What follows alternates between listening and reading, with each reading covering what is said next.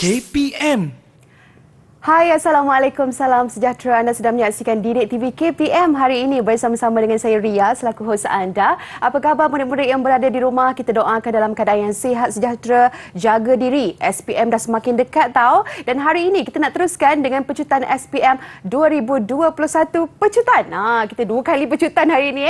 Okey, untuk mata pelajaran Perniagaan Kertas 2, adik-adik sudah bersedia. Pastikan ada pen, kertas, kita catat segala nota dan teknik yang akan diajar oleh guru kita pada hari ini agar kita cemerlang dalam mata pelajaran Perniagaan Kertas 2. Nak tahu siapakah guru yang akan bersama-sama dengan Ria? Ayuh kita saksikan dahulu profil beliau.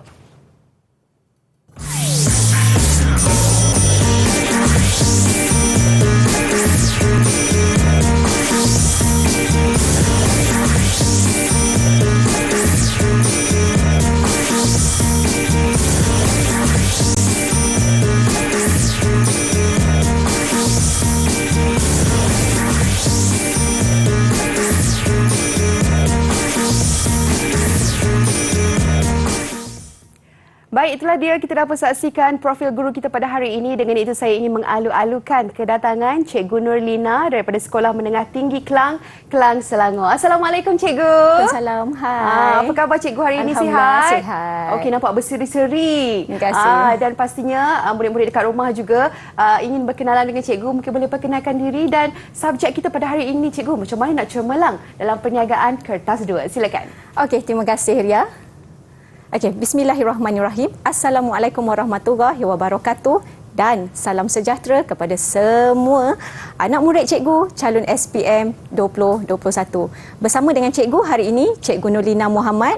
Okey, hari ini cikgu akan mengajar kertas 2 untuk mata pelajaran perniagaan. Kod kertas kita 3766/2. Okey, cikgu harap anak murid cikgu, calon-calon SPM telah pun bersedia dengan kertas, dengan pensel, dengan pen dan segala buku catatan untuk mencatat isi-isi penting, teknik-teknik, tips, rahsia-rahsia yang cikgu akan berikan kepada kamu dalam 1 jam ini. Okey. Kita tengok dulu tarikh peperiksaan perniagaan kita. Bila tarikh kita akan periksa ni? Sekejap je, bukan sekejap ya, tak lama lagi, dalam tempoh lebih kurang 2 minggu tarikh peperiksaan kita pada hari Rabu bersamaan dengan 16 Mac. Kertas 1 pukul 8 hingga 9.15, kemudian kertas 2 pukul 10 hingga 12.30 tengah hari. Okey, hari ini cikgu akan ajar kertas 2. Kita akan jawab dalam tempoh 2 jam 15 minit. Okey. Kita tengok format pentaksiran. Bagaimana kertas 2 ini dan apa yang terkandung dalam kertas 2. Sebelum kamu mendapat kertas peperiksaan, pastikan buku jawapan, buku soalan yang kamu dapat itu tertera mata pelajaran Perniagaan Kertas 2, kod kertas 3766. Dan sekiranya kamu dapat buku soalan yang salah, cepat-cepat beritahu kepada pengawas peperiksaan yang menjaga.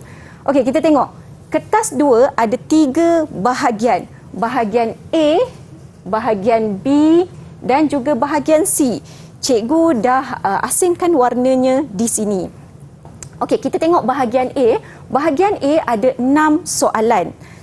Murid perlu pilih 5 dan markah penuh 50 markah. Okey, kemudian kita tengok pula bahagian B. Bahagian B kita ada 3 soalan. Murid perlu pilih 2 jawab yang terbaik. Kemudian markah untuk kedua soalan ini ialah 30 markah. Manakala bahagian C ada 1 soalan yang wajib membawa markah 20. Nama dia kajian kes. Sekarang ni yang menjadi kerisauan bagi semua calon adalah bahagian C ni sebenarnya Ria. Kenapa cikgu susah ke cikgu? Sebab dia ada banyak sangat ayat, jadi mereka semua takut. Bila calon-calon nampak ayat yang banyak, kemudian ada nombor, mereka semua takut. Jangan risau, cikgu akan ajar bagaimana cara, bagaimana teknik, bagaimana bentuk penulisan yang membolehkan kamu untuk dapat markah penuh.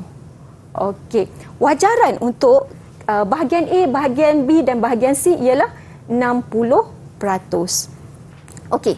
masa yang dicadangkan untuk bahagian A 50 minit, bahagian B 30 minit dan bahagian C 30 minit. Okey, lebihan masa lagi tu kita gunakan untuk baca soalan dan juga menyemak semula soalan yang kita dah tulis itu. Okey. Jumlah masa keseluruhan untuk menjawab bahagian A, bahagian B dan bahagian C bersamaan dengan 2 jam 15 minit ataupun 135 minit. Cukup masa tu cantik dengan syarat kamu menulis keseluruhannya. Okey. Sekarang ni kita dah tengok format pentaksiran. Okey, sekarang kita tengok pula bagaimana target, apakah target kamu untuk kamu dapatkan A. Tapi sebelum tu kita tengok dulu tajuk-tajuk yang ada di dalam buku teks. Kita imbas kembali masa tingkatan 4 tahun lepas, kamu dah belajar 4 tajuk dalam tingkatan 4. Yang pertama, tujuan perniagaan dan pemilikan perniagaan, ini bab 1. Kemudian bab 2, trend semasa dalam perniagaan. Dan bab 3, penetapan visi, misi dan objektif perniagaan. Bahagian keempat, bab 4, bahagian-bahagian fungsian utama dalam organisasi perniagaan. Okey, kita tengok pula tingkatan 5. Tingkatan 5 ada 7 bab. Pengurusan sumber manusia, pengurusan sumber fizikal dan teknologi, bab 3 sumber pembiayaan perniagaan, bab 4 penyata keuangan perniagaan, bab 5 persediaan menjadi usahawan, bab 6 persediaan memulakan perniagaan dan bab 7 merancang pengendalian perniagaan. Keseluruhannya kita belajar 11 bab dalam tingkatan 4 dan tingkatan 5. Okey, dan cikgu yakin sebenarnya sekiranya kalau kamu follow rapat-rapat dengan cikgu mata pelajaran kamu, semasa kamu buat kerja khusus kertas 3 tu, sebenarnya kita dah menguasai pun keseluruhan bab tingkatan 5 ni, Ria. Sebab tu cikgu selalu beritahu dekat anak murid cikgu, semasa buat kertas 3, follow rapat-rapat cikgu. Jangan renggang walaupun seinci pun. Jadi secara automatiknya bab ni telah pun mereka kuasai. So pada hari ini kita akan polish lagi supaya dia lebih mantap. Okey. Cikgu yakin kamu semua dah ada target, dah ada visi, dah ada misi pun. Apa yang kamu nak dalam mata pelajaran perniagaan? Grade apa yang kamu nak dalam mata pelajaran perniagaan? Okey, semestilah grade yang berwarna jingga ini. Kalau Ria nak yang mana, Ria? Saya nak yang jingga, cikgu. Kan semua nak yang jingga A yang ni. paling atas. Yang paling atas. Jadi pilihan anda semestinya lah golongan ataupun grade A. Bagaimana kita nak capai grade A itu? Okey, jom kita tengok lagi. Ni dia. Berapa perlu skor untuk sasar cemerlang? Okey, ini tadi kertas 1 dah bersama dengan Cikgu Hamzi. Okey, 36 markah. Jadi markah dia adalah 18. Okey, untuk kertas 2 ada bahagian A, bahagian B dan bahagian C. Katakanlah bahagian A kamu dapat 30 markah per 50. Tadi kan ada 5 yang kita kena jawab. Kemudian bahagian B ada 2 yang kita kena jawab. Kata kita dapat 20. Dan bahagian C kita ada 1 soalan wajib. Katakanlah kita dapat 15. Jadi hasil tambah ni semua 30 campur 20 campur 15 bersamaan dengan berapa ni, Ria? Okey. 65. 65 bagi 100 darab 60 kita dapat 39. Kenapa 60? Sebab kertas 2 membawa wajaran 60%. Dan kertas 3 ni yang cikgu bagi tahu dekat Ria tadi, kalau dia follow rapat-rapat, insya-Allah boleh dapat 18.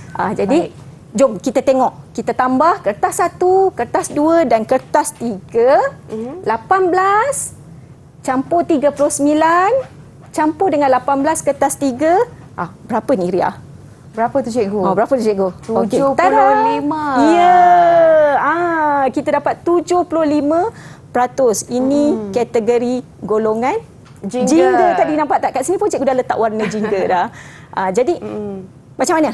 Senang tak? Senang, cikgu. Senang dan sangat mudah untuk Okey, dapatkan. Dan itu dia Cikgu Lina dah berkongsikan kepada kita tadi format dan juga teknik mendapat markah.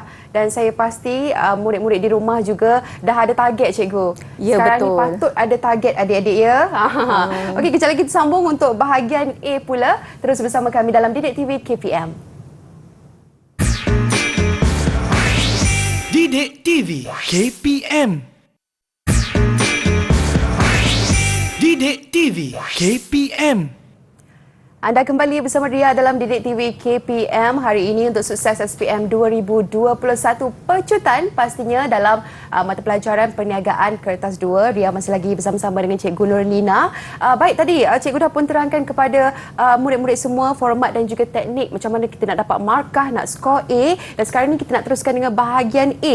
Okey, sebelum tu kita nak tahu jugalah Cikgu, bagi perniagaan kertas 2 ni untuk berapa bahagian yang ada sebenarnya yang kita perlu jawab, Cikgu? Okey Ria, seperti yang cikgu telah beritahu tadi, perniagaan kertas 2 kita ada 3 bahagian. Bahagian A, bahagian B dan bahagian C. Untuk segmen pada kali ini, cikgu akan ajar bahagian A dahulu. Bagaimana cara untuk kita dapatkan cemerlang di bahagian A. Okey, jom Ria kita tengok, kita belajar sama-sama. Okey, bahagian A. Dalam bahagian A ni soalannya rendah dan sederhana. Okey, dia melibatkan pengetahuan, pemahaman dan juga aplikasi. Markah pecahan soalannya juga kecil-kecil. Maksudnya dia tak besar, pecahan markah dia kecil-kecil, dan setiap pecahan soalan itu topiknya berbeza-beza. Maksudnya soalan 1A, 1B dan 1C tu dia tidak sama topiknya. Jom kita tengok contoh soalannya. Okey, ini contoh soalan. Puan Hani berhasrat untuk membuka kedai runcit di Banting, Selangor yang diberi nama Kedai Runcit Mesra. Okey, dia ada bagi gambar kedai runcit. Kemudian berdasarkan peta di atas, 1A, terangkan faktor lokasi sebagai penyumbang memulakan perniagaan, 4 markah. 1B, jelaskan kepentingan struktur organisasi kepada perniagaan, 2 markah. 1C, mengapakah penyata pendapatan penting kepada usahawan, 4 markah. Okay, kalau kita tengok dalam soalan ni, 1A, 1B, 1C semuanya topiknya berbeza-beza. Tapi dalam soalan sekiranya dia bagi gambar, ini namanya stimulus. Stimulus. Maksudnya dia ada gambar. Jadi apabila soalan nombor 1 ni, apabila dia suruh merujuk gambar, maka kita perlu jawab berdasarkan gambar yang diberikan. Kita tengok bagaimana cara untuk menulis jawapan. Terangkan faktor lokasi sebagai penyumbang memulakan perniagaan. 1A tadi. Yang pertama, kita kena tengok dahulu kata tugasnya. Kata tugasnya di sini ialah terangkan. Terangkan apa yang dia nak. Dia nak murid-murid beri fakta dan juga huraian. Jadi, markah di sini 4. Maka isi jawapan kamu mestilah ada 4. Jadi bagaimana penulisan jawapannya? Biasakan dengan menulis ayat pemula dahulu. Ataupun ada juga anak murid yang biasa dengan perkataan kepala ayat. Kenapa? Untuk mengelakkan daripada terkena penalti. Kita bukan main bola sepak je, Ria, ada penalti. Dalam exam pun, dalam peperiksaan pun kita ada penalti. Okey, bagaimana pemula ayat itu? Begini caranya. Faktor lokasi, ambil semula daripada soalan ini. Jadikan dia sebagai pemula ayat ataupun kepala ayat. Faktor lokasi sebagai penyumbang memulakan perniagaan ialah terdapat kemudahan infrastruktur seperti parkir. Inilah yang dikatakan terangkan tadi tu. Fakta disusuli dengan huraian. Dengan merujuk pada gambar rajah tersebut tadi. Okey, kemudian lokasi yang strategik kerana berhampiran dengan sekolah. Okey, cuba Ria tengok balik. Okey, kita tengok balik. Okey, nampak tak dekat sini ada sekolah. Jadi jawapan mestilah merujuk kepada gambar yang diberikan. Okey, kemudian lokasi yang menjadi tumpuan ramai kerana berhampiran dengan bandar. lokasi yang mudah dikunjungi kerana terletak di tepi jalan raya dan lokasi yang berhampiran dengan pembekal. Inilah dia contoh penulisan jawapan. Okey, cuba Ria tengok dekat sini ada berapa markah, ada berapa isi jawapan yang cikgu tulis? 5 cikgu. Ada 5. Sedangkan markahnya berapa Ria? 4. 4. Boleh tak kalau kita nak tulis lebih? Contoh kalau tulis 6, 7 rasanya boleh tak diterima Okey, cikgu? kata kalau banyaknya Ria nak tulis jawapan 6 ataupun 7 isi jawapan yang nak diberikan, jawapan dia boleh tak ada masalah. Okey. Tulislah Sebanyak mana? Ya, tapi harus diingat jangan sampai terlebih masa. Okey. Sebab kita ada banyak lagi soalan lain yang kita nak jawab. Faham. Okey. Jadi kepada anak murid cikgu, kepada calon-calon SPM, jangan risau untuk tulis lebih. Tulislah. Kami cikgu-cikgu memang suka sangat anak murid kita menulis jawapan yang banyak di dalam buku jawapan nanti. Okey, kita tengok soalan yang seterusnya. Jelaskan kepentingan struktur organisasi kepada perniagaan. Okey, soalan ini adalah soalan yang berdiri sendiri. Dia tidak ada stimulus. Maksudnya tidak perlu merujuk kepada gambar mana-mana pun. Okey, perkara pertama seperti cikgu beritahu tadi, tengok dulu kata tugas. Kata tugas dia minta jelaskan. Okey, kemudian bila jelaskan apa yang dia nak, fakta diikuti dengan huraian. Seterusnya kita tengok pula kata kerja dia, kehendak soalan dia apa? Kepentingan struktur organisasi dan markah dia adalah 2. Jadi berapa isi jawapan yang kita kena tulis Ria? 2 cikgu. 2. Tengok kalau 2 maksudnya 2 isi jawapan yang kita perlu tulis. Jadi seperti yang cikgu beritahu tadi, mulakan jawapan dengan pemula ayat untuk elakkan daripada terkena apa tadi Ria? Penalti. Okey. Jadi sekarang ni struktur organisasi. Apa itu struktur organisasi? Struktur organisasi ni kamu ingat je dekat sekolah tu ada carta organisasi. Itulah struktur organisasi. Menariknya mata pelajaran perniagaan ni kita boleh fikir secara logik. Okey, kenapa kena ada carta organisasi dalam kelas? Kan bila kita pergi sekolah dekat dalam kelas tu ada carta organisasi. Okey, sama juga maksud dengan struktur organisasi tapi dalam perniagaan. Jadi, kepentingan struktur organisasi kepada perniagaan ialah pemula ayat kena tulis untuk elakkan penalti. Yang pertama, menunjukkan pembahagian kerja ataupun pengagihan tugas. Okey, kemudian pekerja tahu tanggungjawab dan tugas masing-masing. Contoh kalau macam carta organisasi sekolah kan, kita tahu AJK kebersihan, kita ada ketua kelas. Inilah dia. Sebenarnya ilmu tu dah ada di sekeliling. Kamu tinggal aplikasikan je, masukkan ke dalam kertas jawapan kamu tu. Menunjukkan hubungan antara ketua dan juga pekerja. Dan yang terakhir, menunjukkan hierarki pengurusan. Maksudnya menunjukkan perbezaan jawatan tersebut. Okey, ini soalan 1B. Kemudian kita tengok pula soalan 1C. Mengapa penyata pendapatan penting kepada usahawan? Sama juga dengan C ni, soalan C ni dia berdiri sendiri. Dia tak ada stimulus, maksudnya tak ada gambar rangsangan, tak ada graf, dia berdiri dengan sendirinya. Jadi kita jawab tak perlu merujuk kepada gambar itu tadi. Okey, mengapakah penyata pendapatan penting kepada usahawan? 4 markah. Tengok dulu markah dia. Maksudnya ada 4 isi jawapan yang perlu ditulis. Kata tugas dia ialah mengapakah. Mengapakah ini? Apa kehendak dia? Minta untuk murid berikan sebab kenapa. Okey. Kehendak soalan dia, kata kerjanya ialah penyata pendapatan. Sebab tu tadi kan Ria cikgu bagi tahu kalau anak murid betul-betul buat kerja khusus tu bersungguh-sungguh, follow rapat-rapat cikgunya, tak ada masalah lagi dah. Memang boleh jawab pun. Memang ini pun ada dalam kertas 3. Dia dah tahu dah, dia dah boleh jawab dah. Okey. Penyata pendapatan penting kepada usahawan. Yang pertama, untuk mengetahui kedudukan keuangan syarikat. Jadi bila ada penyata pendapatan, kita tahu kedudukan keuangan kita macam mana. Stabil ke ataupun sangat stabil. Okey, yang kedua, dapat mengetahui prestasi sesebuah syarikat. Kita dapat tahu keadaan syarikat kita tu adakah dalam keadaan yang okey ataupun dalam keadaan yang bermasalah. So daripada penyata pendapatan tersebut. Kemudian syarikat dapat menjangkakan keuntungan yang bakal diperolehi. Jadi inilah pentingnya penyata pendapatan, kita dapat jangkakan 2 bulan akan datang, 3 bulan akan datang, bagaimana keadaan perniagaan kita.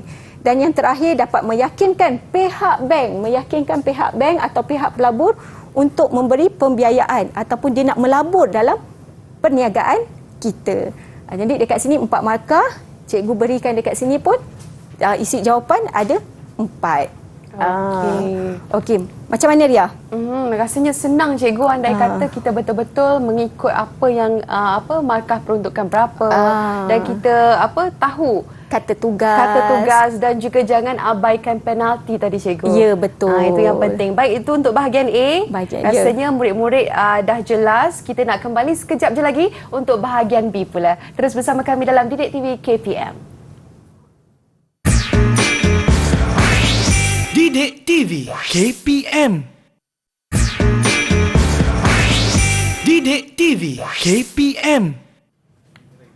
Anda kembali bersama Ria dalam Didik TV KPM untuk sukses SPM 2021 pecutan bagi mata pelajaran perniagaan kertas 2, dan Ria masih lagi bersama-sama dengan Cikgu Nurlina. Tadi cikgu dah terangkan di awal jam tadi format dan juga teknik mendapat markah. Bahagian B pun kita dah tahu cikgu, dan untuk bahagian B belum lagi. Tadi bahagian A tahu.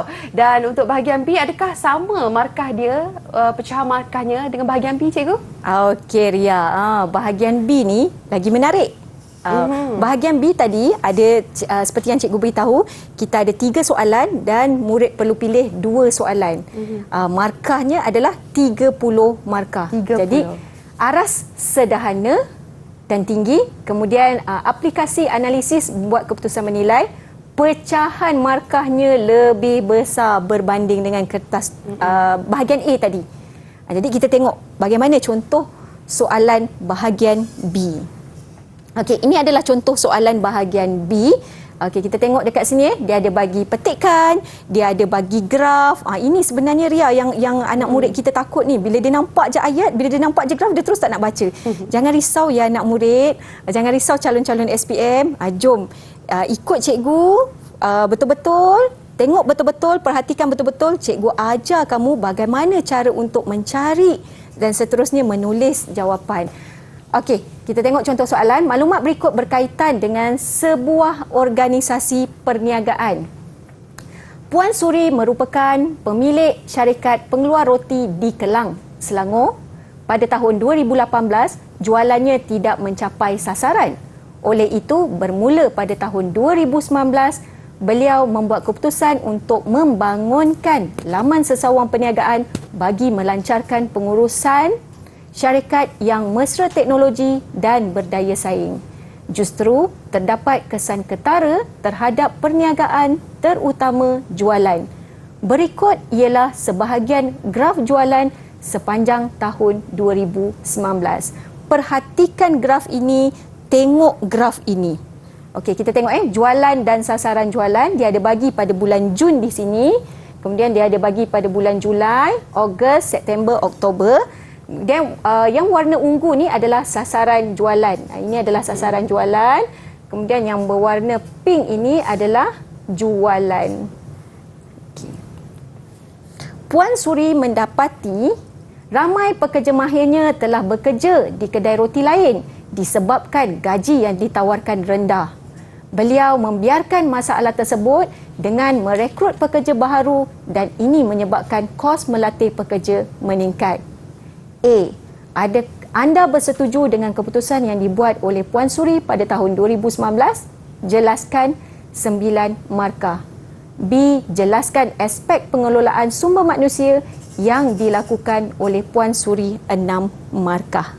Jom kita tengok bagaimana cara kita nak kutip jawapan dan tulis. Okay, kita tengok yang A tadi. Anda bersetuju dengan keputusan yang dibuat oleh Puan Suri pada tahun 2019. Jelaskan 9 markah. Banyak kan Ria? Tadi macam cikgu bagi tahu, bahagian A ni pecahan markah dia kecil-kecil. Bahagian B ni pecahan markah dia besar-besar. Jadi sebab itulah tadi cikgu dalam yang format yang dekat depan tadi, cikgu bagi tahu 10 minit yang pertama tu digunakan untuk membaca soalan. Kenapa? Sebab kita nak minta anak murid kita untuk baca soalan dan pilih soalan yang betul-betul mereka boleh jawab. Okey, jom kita tengok. Yang pertama, kita tengok dulu dia punya kata tugas. Jelaskan. Jelaskan, minta untuk murid tuliskan fakta dan diikuti dengan huraian. Kemudian dia punya kehendak soalan dia ataupun kata kerja dia dengan keputusan yang dibuat oleh Puan Suri. Dia minta kita anda bersetuju dengan keputusan ni? Okey, jelaskan. Okey, saya bersetuju dengan keputusan yang dibuat oleh Puan Suri pada tahun 2019 kerana kita tengok dekat sini. Ambil balik ayat soalan ni untuk dijadikan sebagai pemula ayat jawapan kita. Dekat sini cikgu bagi jawapan jualan meningkat setiap bulan iaitu 50,000 pada Jun kepada 60,000. Kat mana Ria cikgu dapat angka-angka ni Ria? Kat mana? Dekat graf cikgu. Ya, betul, kita patah balik dekat graf ni. Cikgu dapat dekat graf ni. Tengok betul-betul. Sebab tu tadi cikgu beritahu, kamu bila dapat soalan, tengok betul-betul. Perhatikan, lihat apa sahaja gambar yang diberikan, graf ke, gambar ke, tengok, perincikan gambar tersebut satu persatu. Okey, tengok tadi cikgu cakap yang ini Okey, cikgu ambil jawapan daripada teks yang diberikan. Okey. Daripada 50,000 pada bulan Jun kepada 60,000 pada bulan Julai. Okey, seterusnya.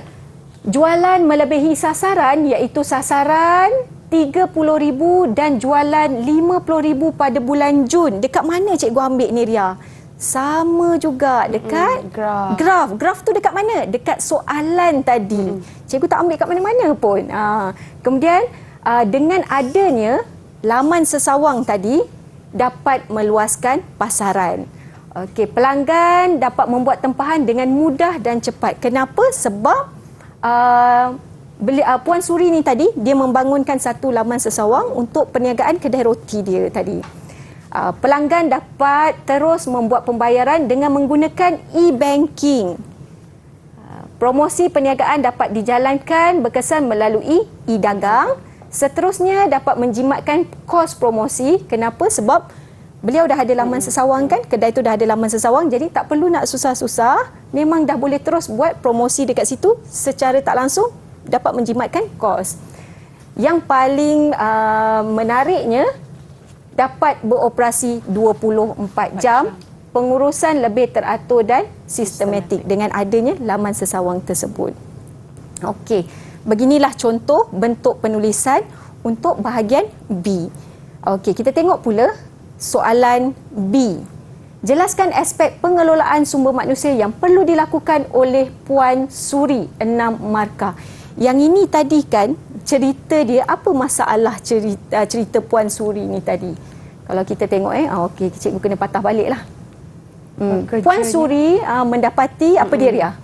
Pekerja mahir dia telah bekerja di kedai roti lain. Ramai pekerja mahir dia telah pergi ke kedai roti lain. Maksudnya pekerja dia dah lari. Dalam bahasa pasarnya pekerja dia dah lari pergi dekat kedai roti yang lain. Okey, kenapa boleh jadi macam tu? Gaji rendah cikgu. Okey, jom kita tengok. Jelaskan aspek pengelolaan sumber manusia yang perlu dilakukan oleh Puan Suri. Ada 6 markah. Ada 6 markah, perlu ada 6 isi jawapan. Kemudian kena ada fakta dan juga huraian. Aspek pengelolaan sumber manusia ini jangan lupa perlu dilakukan oleh Puan Suri ialah tadi Ria cakap apa tadi Ria? Disebabkan gaji terlalu rendah cikgu. Disebabkan gaji terlalu rendah. Ya, ada tak dekat sini jawapan Ria disebabkan oleh gaji membayar terlalu gaji yang lebih tinggi kepada pekerja. Ya, betul. Yang mana tu Ria? Dok yang mana tu? Cikgu pun dah ada. Nombor 4 cikgu. Nombor 4, membayar gaji lebih tinggi. Ya, betul. Jadi untuk kita elakkan daripada pekerja kita lari, kita bayarlah gaji yang lebih tinggi kepada pekerja yang berkhidmat lama ataupun pekerja yang dah mahir. Sebab tadi kalau kita tengok dalam cerita Puan Suri ni tadi, pekerja mahir dia banyak lari pergi ke kedai roti yang lain. Jadi cara untuk kita ikat pekerja dia, jangan bagi pekerja dia lari, kekal lama di situ, bagilah gaji yang tinggi. Betul kan dia? Dia pun kalau dapat gaji yang tinggi, dia tak akan pergi tempat lain. Betul tak? Saya akan duduk je dekat situ, cikgu. Kekal di situ. Okey. Kemudian pilihan jawapan yang seterusnya, membentuk sistem penggajian yang kompetitif. Okey, bila kita ada sistem penggajian yang kompetitif, kita dapat mengekalkan kesetiaan pekerja. Seperti Ria cakap tadi, kita akan duduk je dekat situ. Tak pergi dah. Orang lain offer pun kita tak nak dah. Okey, next, menyediakan ganjaran ataupun insentif kepada pekerja seperti bonus. Contoh kalau macam hujung tahun bawa pekerja pergi bercuti. Betul. Ataupun bagi bonus, bila time raya bagi hamper bagi sagu hati untuk menghargai pekerja. Okey, memberi penghargaan pekerja yang banyak memberi sumbangan, memberi penghargaan. Ria suka tak dapat penghargaan? Suka, cikgu. Saya rasa dihargai. Ya, walaupun hanya dapat sekeping kertas iaitu CJ penghargaan. Betul. Tapi rasa kita seorang pekerja yang sangat dihargai kan. Okey. Ria rasalah sampai setakat ni lah pilihan jawapan yang cikgu bagi. Ria rasa susah tak perniagaan ni? Tak susah, cikgu. Tak susah kan? Sebab jawapan Ria boleh fikir secara logik. Okey. Membuat perbincangan rundingan dengan pekerja dan mendengar rungutan pekerja. Kita sebagai seorang majikan, kan, kita perlulah mendengar rungutan-rungutan pekerja. Maksudnya apa luahan yang pekerja nak luahkan, kita dengar. Kan? Dan mewujudkan suasana harmoni antara pekerja dan juga majikan. Okey. Itulah dia.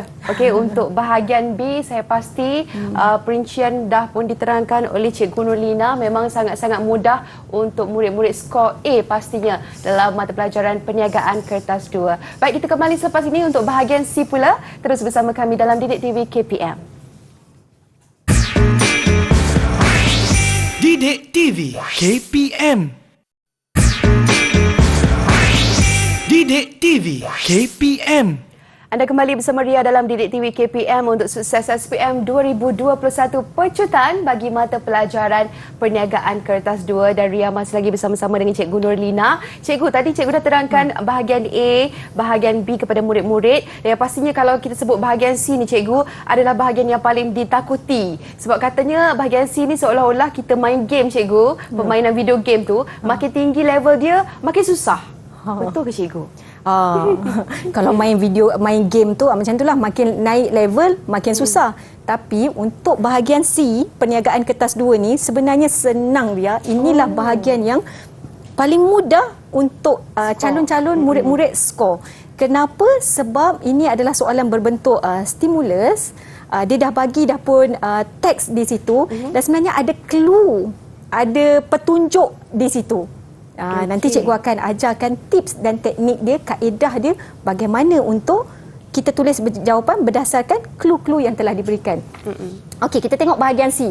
Bahagian C ni aras rendah ada, aras sederhana dah ada, dan juga aras tinggi pun ada. Okey, baik. Okey, yang ni dia nak minta untuk pelajar, untuk murid terangkan kalau situasi A berlaku, apa yang perlu kita buat? Jika B berlaku, apa yang kita perlu buat? Dan kalau tak jadi situasi C berlaku, apa yang kita perlu aplikasikan? Apa yang kita perlu buat? Okey. Kemudian dia pengetahuan, pemahaman, aplikasi, markah pecahan soalan, bukan lebih, nak kata lebih besar tak juga, lebih kecil pun tidak juga. Jom kita tengoklah macam mana dia. Okey, ini adalah contoh soalan bahagian C. Okey, contoh soalan bahagian C. Cara dia apabila cikgu ada teknik sikit, Ria. Macam ni, ini adalah contoh soalan. Contoh soalan yang lepas-lepas, contoh soalan peperiksaan yang lepas. Apabila cikgu selalu bagi tahu dekat anak murid cikgu, apabila dapat soalan bahagian C, baca menggunakan pembaris. Sebenarnya Ria, anak murid cikgu dah biasakan mereka suruh baca menggunakan pembaris. Tak kisahlah kertas 1, kertas 2, bahagian A, bahagian B, semuanya perlu baca menggunakan pembaris. Kenapa tahu? Untuk mengelakkan daripada kita tertinggal fakta-fakta, info-info penting yang ada dalam soalan. Jadi apabila kamu dapat soalan bahagian C ni, bentuk soalannya begini, Bentuk soalannya begini. Yang pertama, baca daripada hujung sebelah kanan, baca sampailah hujung sebelah kiri sampai habis.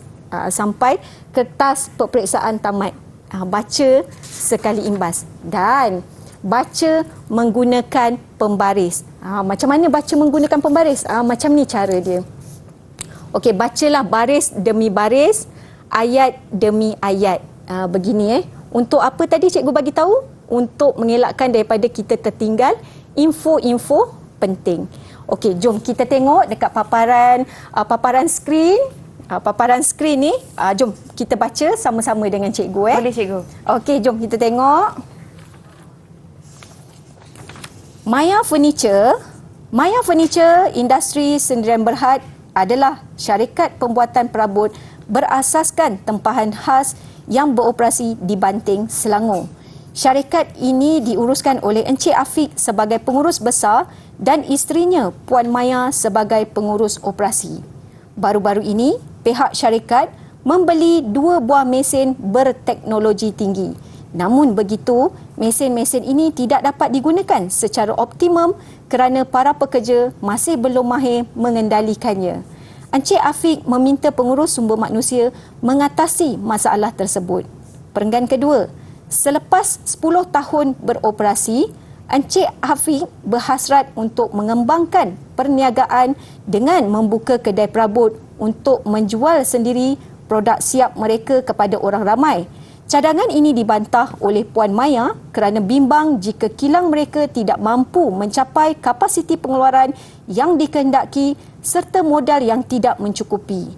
Bagi mencapai hasrat tersebut, Encik Afiq tetap mengambil keputusan untuk merealisasikan visi syarikatnya iaitu menjadi sebuah syarikat yang berjaya di Malaysia dalam pembuatan perabot dan mampu bersaing di pasaran yang mencabar. Okey, perenggan yang seterusnya. Sehubungan itu, Encik Afiq telah mengarahkan pengurus keuangan untuk mengemukakan maklumat penyata keuangan syarikat bagi tahun 2018 dan 2019 kepadanya. Pengurus keuangan telah menyediakan analisis keuangan seperti berikut. Nisbah untung, peratusan margin untung bersih 2018 7.5%, 2019 9.8%. Peratus pulangan atas modal 6.45% bagi tahun 2018 dan 7.12% bagi tahun 2019. Perenggan yang terakhir, Encik Afiq berpuas hati dengan maklumat tersebut. Beliau telah meminta pengurus pemasaran dan jualan menjalankan kajian untuk memilih lokasi yang sesuai bagi membuka kedai perabot tersebut. Sehubungan dengan itu, 2 lokasi telah dicadangkan kepada Encik Afiq. Okey, tengok dia ada bagi lokasi. Dia ada bagi lokasi. Perhatikan betul-betul setiap gambar yang diberikan. Okey, lokasi yang pertama Jenjarum, Kuala Langat. Okey, tengok betul-betul Jenjarum. Okey, Kuala Langat, jarak dari kilang 17 km, sewa kedai RM3,000 sebulan. Ini adalah lokasi cadangannya. Ada rumah kedai di sini, ada pasar raya, ada rumah kedai lagi, ada taman perumahan. Okey, kemudian tengok lokasi kedua pula. Lokasi kedua ni Bandar Bukit Tinggi Kelang. Jarak dia 38 km, sewa kedai RM5,000 sebulan. Di mana cadangan lokasi dia? Ada di sini. Ni cadangan lokasi. Dekat dengan rumah kedai, ada juga pasar raya, ada klinik, ada rumah kedai. Perhatikan gambar ini. Jangan dibiarkan begitu saja. Sebab setiap gambar ada cluenya di situ. Encik Afiq sedar lokasi yang strategik adalah penting untuk memastikan Maya Furniture Industri Sdn Bhd terus bersaing dalam industri pengeluaran perabot tempatan. Berdasarkan kes di atas, jawab soalan berikut. Okey, sebab tu tadi nampak tak cikgu sendiri pun baca menggunakan pembaris. Baris demi baris, ayat demi ayat, satu persatu. Okey, jadi jom kita tengok soalan yang pertama. Ada 5 soalan di sini. A, B, C, D dan E. Okey, kita tengok sekiranya anda adalah pengurus sumber manusia, jelaskan tindakan yang akan anda lakukan untuk mengatasi masalah tersebut. Okey, jelaskan tindakan yang akan anda lakukan untuk mengatasi masalah tersebut. Okey, baiklah anak-anak murid cikgu. Bila tiba soalan ni, dia akan macam, alah cikgu, saya nak ambil jawapan dekat mana? Saya nak cari jawapan macam mana? Cikgu cakap ada clue, ada apa semua, tapi kat mana? Okey, begini caranya. Okey, kalau kita tengok soalan-soalan yang sebelum ni, soalan yang pertama, jawapannya biasanya berada di perenggan yang paling atas. Jadi kamu tengoklah, mengatasi masalah, tengok cerita pasal mengatasi masalah ni tadi berada di perenggan yang pertama tadi. Sebab itulah cikgu minta anak murid cikgu menggunakan formula GARUTU. Unik kan formula dia? GARUTU. Okey, apa dia? Ga untuk garis, ru untuk rungkai, tu untuk tulis. Tulis apa? Tulis jawapan. Okey, ingat formula ni. GARUTU, garis, rungkai dan tulis. Okay, kita pergi balik bahagian A tadi. Tadi cikgu dah bagi tahu soalan soalan yang lepas-lepas kalau kita tengok soalan nombor 1, jawapan dia dekat perenggan yang paling atas. Kita tengok kat perenggan yang paling atas. Kemudian soalan nombor 2, perenggan yang berikutnya. Ketiga, keempat, seterusnya. Okey, tadi cikgu cakap garis kan? Okey, Ria tengok dekat sini cerita pasal jelaskan tindakan yang akan anda lakukan untuk mengatasi masalah tersebut. Cerita pasal mengatasi masalah ni berada di perenggan yang pertama tadi tu, tengok. Cikgu dah highlight kan dah dekat sini 1A. Jawapan dia di sini. Jadi tadi cikgu bagi tahu formula dia adalah GARUTU. Garis. Garis ini mengatasi masalah. Ini cerita pasal mengatasi masalah. Ru, rungkai. Rungkaikan perkataan, ayat-ayat yang ada di sini, olah dia, jadikan dia sebagai jawapan. Tu, tulis. Tulislah jawapan kamu di dalam buku jawapan. Jadi ingat formula yang cikgu beritahu tadi. Okey. Cerita dekat sini, mesin tidak dapat digunakan secara optimum kerana pekerja masih belum mahir mengendalikannya. Encik Afiq minta pengurus sumber manusia mengatasi masalah tersebut. Pengurus sumber manusia atasi masalah tersebut. Nampak? Ini kuasa pembaris dan garis Ria sebenarnya. Kita dah nampak dah clue dia dekat situ dan kita dah tahu dah pun apa jawapan dia. Okey. Yang pertama, seperti biasa, jangan lupa tulis ayat pemula ataupun kepala ayat. Tindakan yang boleh dilakukan oleh pengurus sumber manusia ialah melatih pekerja mengendalikan mesin baru. Tadi kan dia cerita pekerja-pekerja tak pandai gunakan mesin, jadi kita latih mereka. Okay, kemudian rancang latihan untuk meningkatkan kemahiran. Memastikan pekerja menggunakan mesin secara optimum, meningkatkan kecekapan penggunaan mesin dan menyertai ataupun mengikuti latihan industri di syarikat lain. Okey, seterusnya kita gunakan, betul tak formula cikgu ni boleh gunakan untuk yang bahagian B pula. Okey, kita tengok pula bahagian B. Anda berpendapat Encik Afiq telah mengambil keputusan yang tepat. Kemukakan alasan anda. Okey, kita tengok Encik Afiq telah mengambil keputusan yang tepat. Cerita pasal keputusan yang dilakukan oleh Encik Afiq ni berada di perenggan yang kedua. Okey, tengok dekat sini. Encik Afiq, cikgu dah highlightkan dah dekat sini. Okey, kalau tengok dalam skrin kamu, Encik Afiq telah mengambil keputusan. Ini dia, telah mengambil keputusan untuk merealisasikan visi syarikatnya, iaitu menjadi sebuah syarikat yang berjaya di Malaysia dalam pembuatan perabot dan mampu bersaing di pasaran yang mencabar. Okey, nampak tak ni relate kan? Ni mengambil keputusan, ini pun ada cerita pasal mengambil keputusan, 4 markah. Okey, jadi kemukakan alasan anda. Mengambil keputusan yang tepat kerana apa? Untuk mencapai visi syarikat. Kat mana tadi Ria cikgu dapat? Daripada sini. Merealisasikan visi. Itu tadi cikgu cakap, rungkaikan ayat ini. Garis, rungkai, kemudian tulis. Okey, inilah dia ayat, jawapannya. Dan kita tengok pula bahagian C.